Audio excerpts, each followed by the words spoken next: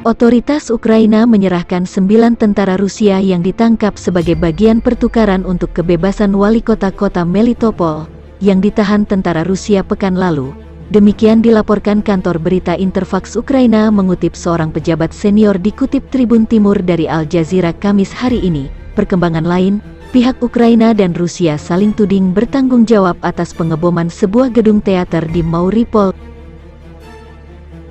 Kementerian Luar Negeri Ukraina mengatakan pasukan Rusia mengebom sebuah teater di Mariupol tempat ratusan warga sipil berlindung.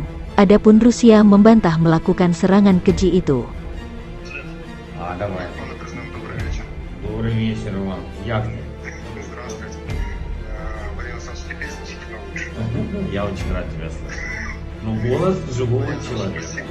Спасибо огромное, что не бросили. Спасибо. Мы не бросаем, наши пишут зачем.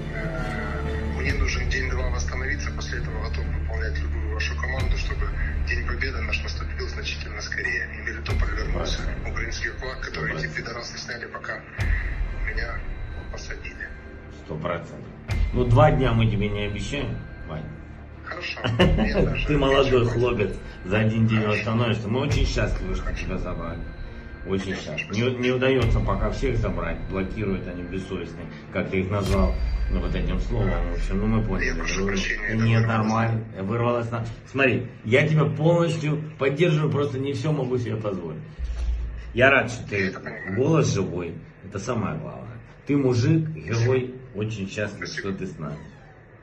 Спасибо. Возвращайся. Спасибо большое. Удачи вам. Спасибо. Спасибо. Все, жму руку. До Да, встречи. да, давай. Спасибо.